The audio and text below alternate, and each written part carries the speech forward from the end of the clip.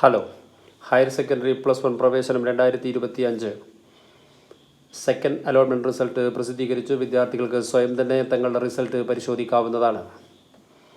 www.hscap.kerala.gov.in എന്ന വെബ്സൈറ്റിൽ പ്രവേശിച്ച് അവിടെ ഇടതുഭാഗത്ത് കാണുന്ന കാൻഡിഡേറ്റ് ലോഗിൻ -SWS എന്ന ലിങ്കിൽ പ്രസ് ചെയ്ത് കഴിഞ്ഞാൽ വിദ്യാർത്ഥികൾക്ക് സ്വയം റിസൾട്ട് പരിശോധിക്കാവുന്നതാണ്.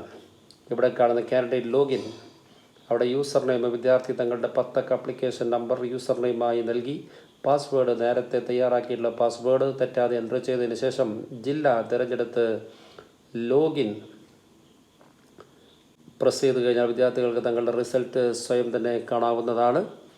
ഏത് സ്കൂളിലാണ് അലോട്ട്മെൻറ്റ് ലഭിച്ചത് എന്നെല്ലാം കൃത്യമായിട്ട് ഇവിടെ കാണാവുന്നതാണ്. ഇവിടെ ഇടതുഭാഗത്ത് കാണുന്ന സെക്കൻഡ് അലോട്ട്മെൻറ്റ് റിസൾട്ട് എന്ന ലിങ്കിൽ പ്രസ് ചെയ്ത് കഴിഞ്ഞാൽ റിസൾട്ടുമായി ബന്ധപ്പെട്ട എല്ലാ ഡീറ്റെയിൽസും അവിടെ കൃത്യമായിട്ട് വിദ്യാർത്ഥികൾക്ക് കാണാവുന്നതാണ്. വിദ്യാർത്ഥികൾക്ക് ഏതെങ്കിലും സ്കൂളുകൾ കിട്ടിയിട്ടില്ല എങ്കിൽ അവിടെ വിദ്യാർത്ഥിക്ക് തൻ്റെ കാൻഡിഡേറ്റ് ലോഗിനിൽ കയറിക്കഴിഞ്ഞാൽ അവിടെ നിന്ന് വിദ്യാർത്ഥിക്ക് തങ്ങളുടെ റാങ്ക് ഡീറ്റെയിൽസ് എല്ലാം കൃത്യമായിട്ട് മനസ്സിലാക്കി വിശകലനം നടത്തി മുന്നോട്ട് പോകാൻ സാധിക്കുന്നതാണ്.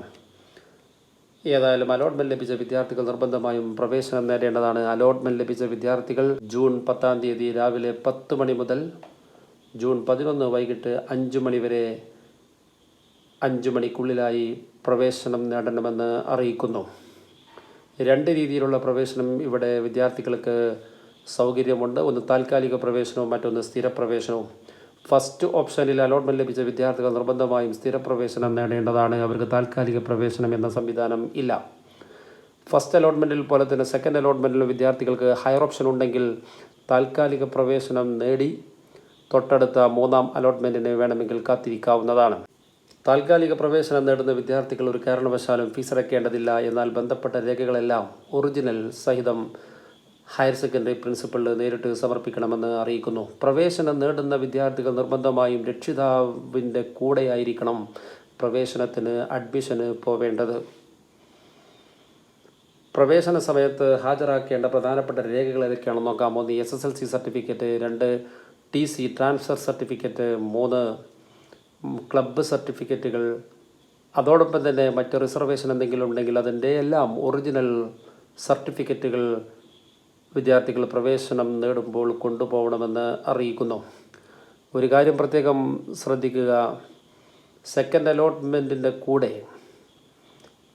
എയ്ഡഡ് ഹയർ സെക്കൻഡറി സ്കൂളുകളിൽ community quota പ്രവേശനവും community quota rank ലിസ്റ്റും വരുന്നതാണ്. അതുകൊണ്ട് ഒരേ സമയത്ത് തന്നെ 2 കോട്ടയിലൂടെയും പ്രവേശനം നടക്കുന്നത് കൊണ്ട് വിദ്യാർത്ഥികൾ എവിടെയാണ് ഏത് കോട്ടയിലാണ് അഡ്മിഷൻ എടുക്കുന്നത് എന്ന് കൃത്യമായിട്ട് നേരത്തെ തന്നെ ഉറപ്പാക്കി അതിൽ വളരെയധികം ശ്രദ്ധിക്കണമെന്ന് അറിയിക്കുന്നു.